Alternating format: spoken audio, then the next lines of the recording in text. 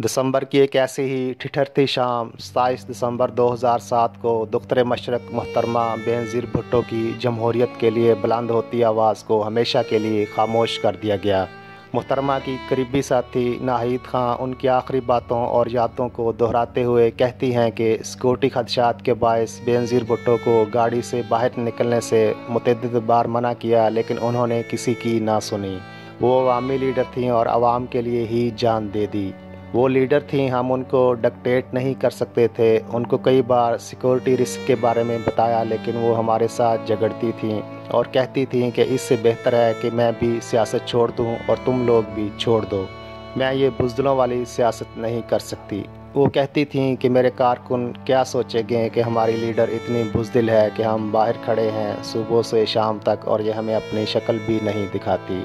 उस शाम को याद करते हुए नाहिद खान ने बताया कि जलसे के बाद बेनज़ीर भुट्टो गाड़ी में आकर बैठी तो बहुत खुश और पुरजोश थीं। गाड़ी में बैठते ही उन्होंने मुझे गाल पर चूमा तो सफदर साहब ने कहा कि जलसे की कामयाबी का थोड़ा सा क्रेडिट आज मुझे भी दे दें। इस पर बेनज़ीर साहबा ने कहा, नहीं सफदर, आज की कामयाबी सिर्फ नाहिद के बायस है। मैंने भी जवाबन बीबी को गले लगा लिया। जियाले इतने पुरजोश थे कि गाड़ी को घेर लिया और नारे लगाने लगे। बीबी ने ड्राइवर को कहा, मेगाफोन दो, जो उन्होंने सफदर के हाथ में दिया और कहा कि क्यों ना कुछ नारे लगाएं। खुद भी उन्होंने जिए भुट्टो के नारे लगाए और नारे लगाती हुई गाड़ी की छत से सर बाहर निकाल लिया। बेनज़ीर भुट्टो के कत्ल से कबल क्या उन्होंने कोई गैर मामूली बात कही या इशारा दिया?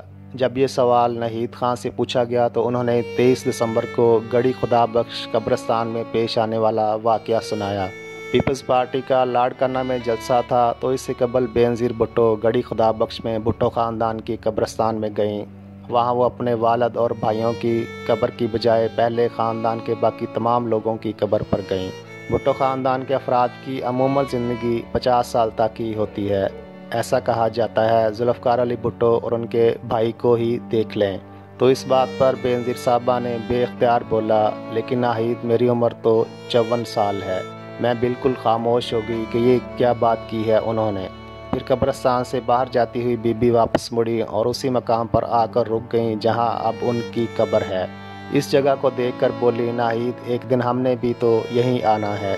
तब मुझे ये सब बहुत अजीब लगा था, लेकिन आज समझ आ रहा है कि बीबी को उनके आखिरी वक़्त का एहसास हो गया था। 27 दिसंबर के लियाकत बाग के जलसे के हवाले से नाहिद खान ने बताया कि बेनज़ीर भुट्टो बहुत पुरजोश थीं, लेकिन उनको वहाँ कुछ ऐसा दिखाई दिया जो और किसी ने नहीं देखा।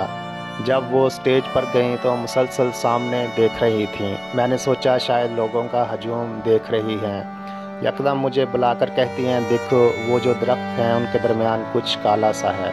रावलपिंडी में तो सर्दियों में धुंध इतनी होती है, लेकिन गौर से देखने पर मैंने कहा, बीबी वहाँ कुछ नहीं है। तो उन्होंने कहा, अच्छा, मखदूम भी यही कह रहे हैं, शायद मेरी नज़र कमज़ोर हो गई है। मैंने उस वक्त तो नज़रअंदाज कर दिया, लेकिन अब एहसास होता है कि उनको कुछ पता चल गया था।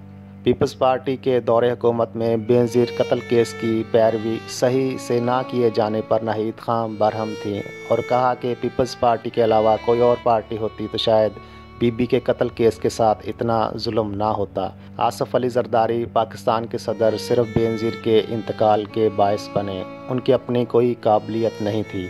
तमाम एजेंसियां उनके मातहत काम कर रही थीं, लेकिन उन्होंने तहकीकात करवाई ही नहीं। बेनज़ीर कत्ल केस से मुतल्लक जब भी पीपल्स पार्टी पर तनकीद हुई तो दफा में उन्होंने कहा है कि गिरफ्तार मुलजमान सिर्फ फ्रंट मैन है, असल कातिल कोई और है। इस हवाले से नाहिद खां का कहना था कि असल कातिल ढूंढना पीपल्स पार्टी का काम है।